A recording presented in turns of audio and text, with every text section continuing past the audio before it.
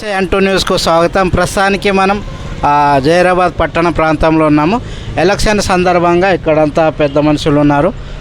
ఏ party వస్తే బాగుంటుంది అనే విషయం అడగడానికి ఇక్కడంతా పెద్దలు ఉన్నారు. ఎట్ ది సేమ్ టైం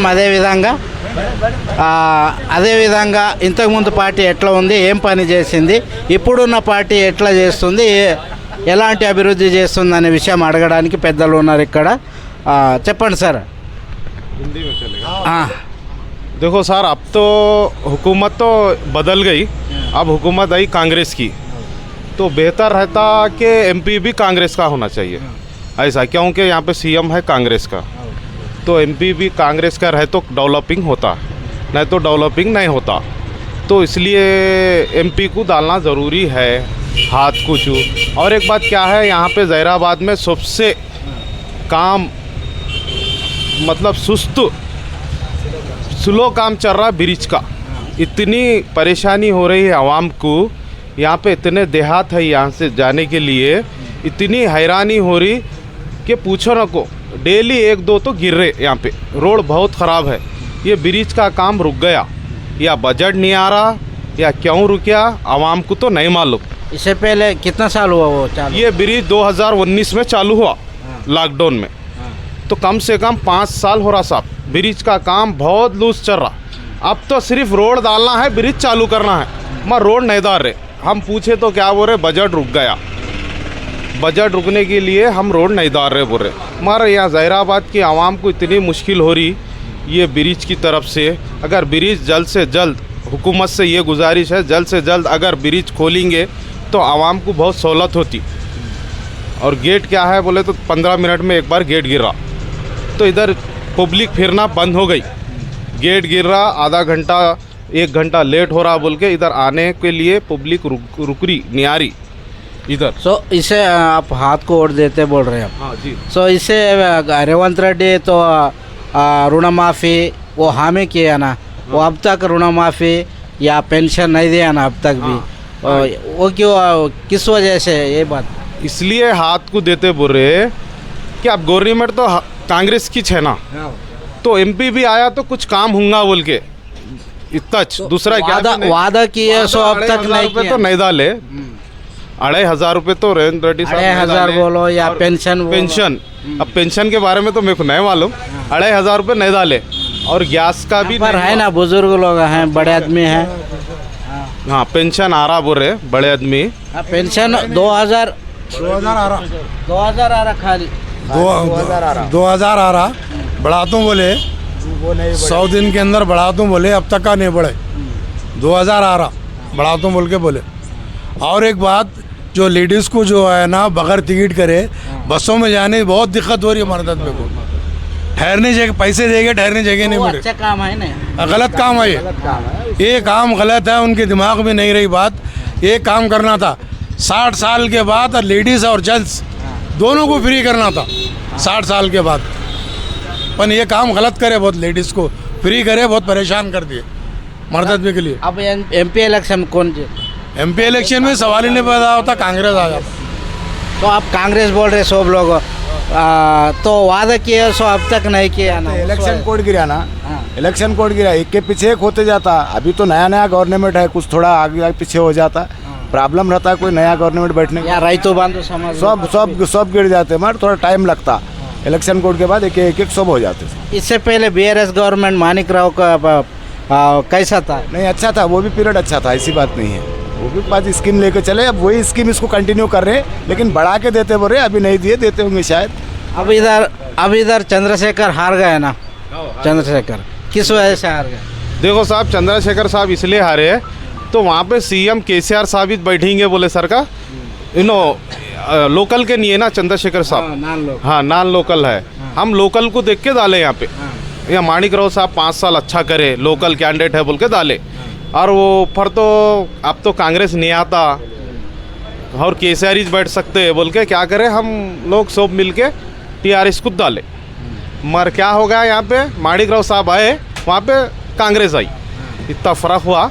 अब कांग्रेस हुकूमत ही है ना, इसलिए एमपी को तो डालने का बोल के वही सोच रहे सब. गए 5 साल बीआरएस पालाना कैसा था? बीआरएस हुकूमत भी बहुत अच्छी है, ऐसा कुछ भी नहीं, वो लोग तो कोई लाश नहीं करे, सबको लेके चले, अच्छी गवर्नमेंट करे, उससे कोई फ़र्क नहीं पड़ा। तो अच्छे गवर्नमेंट कर रहे बोल कर ब्रिज रुक गए ना। हाँ ब्रिज तो रुक गया साहब, बड़ा काम है ना ये। अब ये लोकल लीडर का भी काम रहता है, एमएलए साहब का दौरा करना यहाँ पे।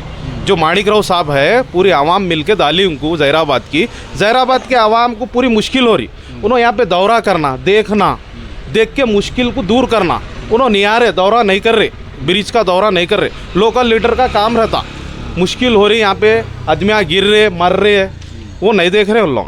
देखना, ये गुजारिश है कि यहाँ पे आके देखो, मुश्किल हो रही है यहाँ पे आवाम को, ये गुजारिश है हमारी, बस है। तो बीआरएस का पार्टी से तरफ से वो गाली अनिल कुमार है ना, क्यों ना? तो मानिक राव तो डाले आप वोट, हाँ डाले। बीआरएस क्यों नहीं? अब वो साहब उन्होंने लोकल के नहीं है, उन्होंने पटनचोर के कुछ है बोल के मालूम है सर, नॉन लोकल नहीं है। अब यहाँ तो सब बोल रहे साहब कांग्रेस कुछ हाथ कूद डालना बोल रहे, ऐसी बात है। एमपी क्योंकि डेरा को राहुल गांधी साहब बैठते ना, उसलिए एमपी हाथ कुछ मारना बोल के यहाँ पे सबका चल रहा है ऐसा इरादा।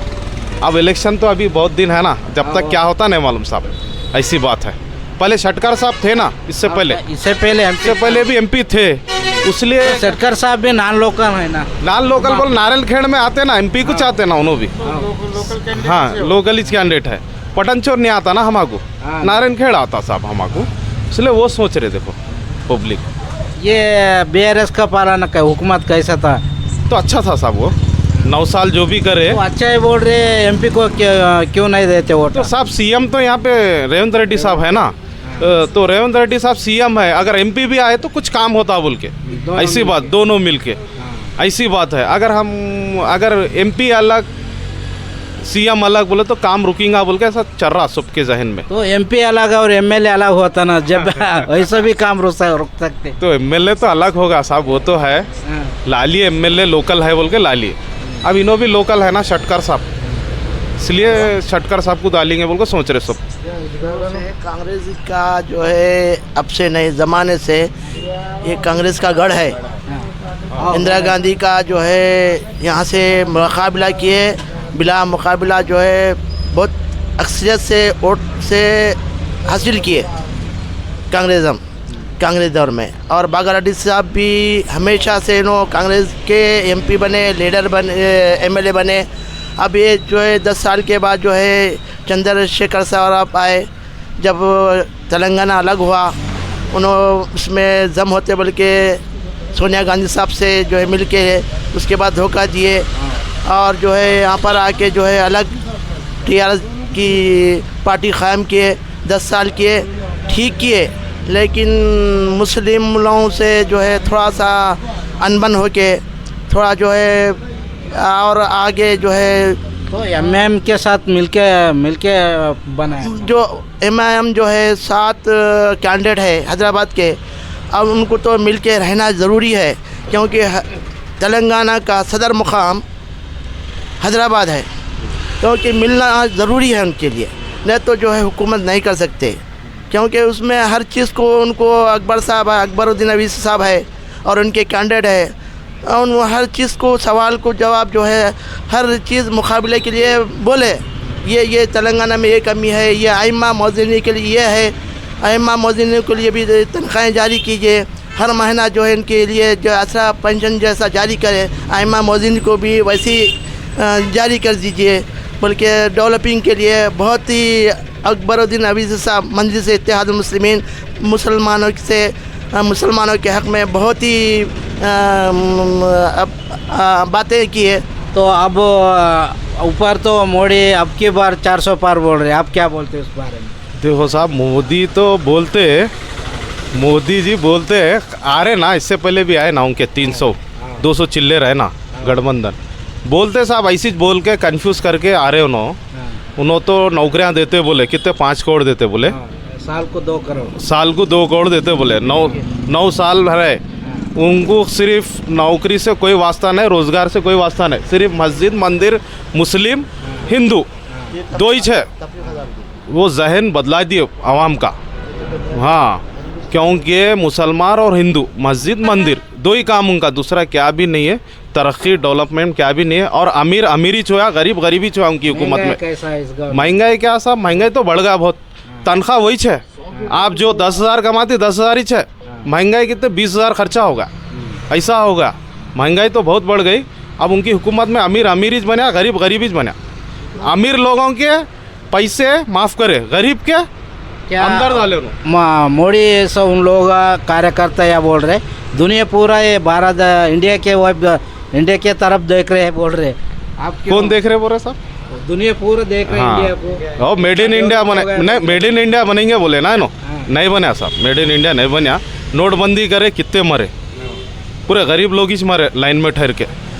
नोटबंदी करे, लॉकडाउन हुआ, लॉकडाउन में कितने मरे, सेकंड लॉकडाउन में तो बहुत मरे गरीब लोग, बहुत मरे, उसकी गिनती भी नहीं दी उन्होंने। मेड इन इंडिया अभी नहीं बनता साहब, ये बोलने के बातें हैं, वो कुर्सी पर बैठने के काम है, वो बोलते ऐसी मोदी साहब को, ये तो झूठ है बात। ఇది మన పెద్దన్నలతోని మాటలు. ఈసారి మాత్రం ఇక్కడ ఉన్నటువంటి పెద్దలు మేమైతే కాంగ్రెస్ కోటేసి లోకల్గా ఉన్నటువంటి సురేష్ బాబును గెలిపిస్తామని అంటున్నారు. అదేవిధంగా ఎమ్మెల్యేకు మనవి చేస్తున్నారు. ఈ బ్రిడ్జ్ కూడా అతి త్వరలో పూర్తి చేయాలని వీళ్ళందరూ కోరుకుంటున్నారు. Over to media. Thank you.